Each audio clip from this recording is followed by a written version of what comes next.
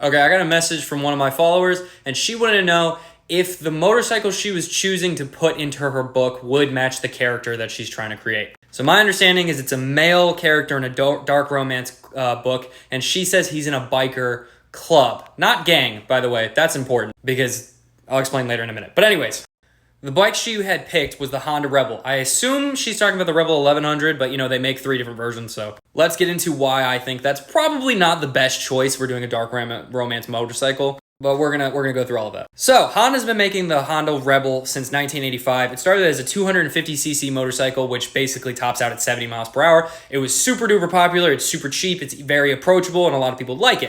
Then, in November of 2016, Honda released this new version of the bike, the Honda Rebel 500. I do want to point out, I'm not an expert on any motorcycle. I just like books, and I just like bikes, so I figured I'd help out. If I got anything wrong, I apologize. But anyways, Honda Rebel 500. As it sounds, it's a 500cc motorcycle. It's a little bit faster than the 250. It's still very approachable, and a lot of people still consider this one of the best beginner bike if you want a cruiser bobber style motorcycle.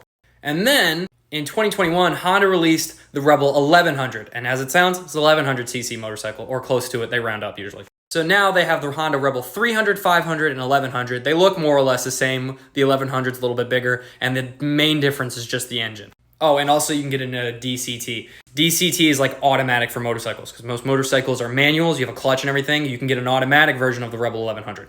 Now, the Honda Rebel 1100 has a bunch of features, like automatic, cruise control, different riding modes. It's got a bunch of information. It's got a digital gauge cluster. It's a fantastic bike. And just like Honda cars, Honda motorcycles are bulletproof. They last forever, they're super reliable, and they're very approachable, which is why it's a fantastic motorcycle.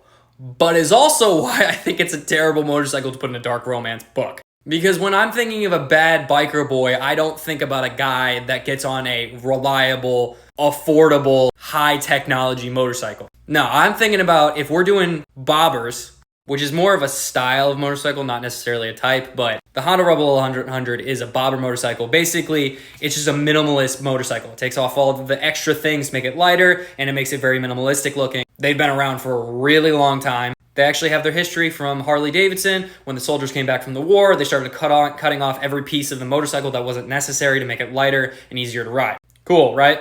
But anyways, if we're talking about bobber motorcycles, I wouldn't go with a Honda if we're doing for the bad boy aesthetic. Because as much as I love this bike, it lacks one thing, which is one of the reasons I don't know if I'm going to get one. It lacks soul. I know that's such a stupid thing to say, and I agree with it too, but it lacks soul. First off, it has a parallel twin engine. I know you don't know what that means, but basically every motorcycle has cylinders. This one is a parallel twin, which means they're right next to each other. The cylinders sit like right next to each other, which makes them smaller, usually lighter, and often more effective, but you don't get the cool sound that comes with a V-twin. Like a Honda 1100, it sounds like this.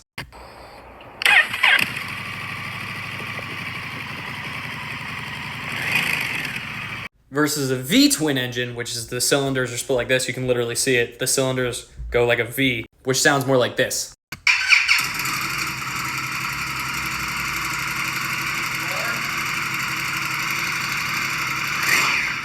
I will admit, from the non-professional microphones, you can't hear a major difference, but in person, they sound very different. And when you put exhaust on it, it makes a major difference. But really, the V-twin is what almost every Harley has, and this is an Indian Scout Bobber, which is the one I want. And instead of like the little rumble, it makes that makes the Harley sound that you all know, the brr, brr, brr, brr, brr, brr. It makes a rumbling because the way the cylinders fire, it rumbles, and people like that. And that's often what people consider like the soul of a motorcycle, the head turning rumble sound. And you don't get that from parallel twins. You get a bunch of other stuff, you just don't get that sound.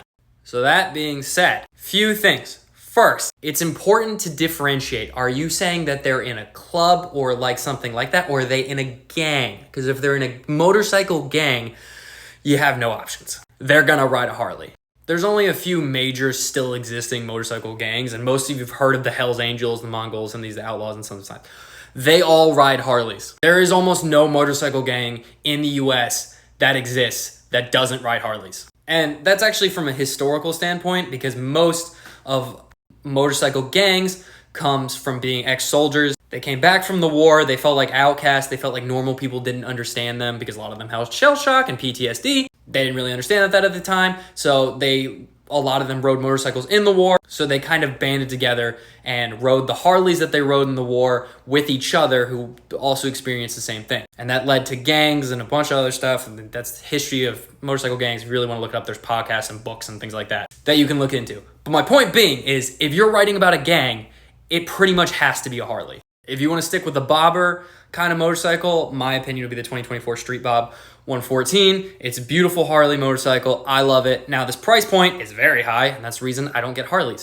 They're too damn expensive. Now, that being said, if you're straying outside of gangs in the US, then you can go Indian Scout Bobber, which is the one I really want to get.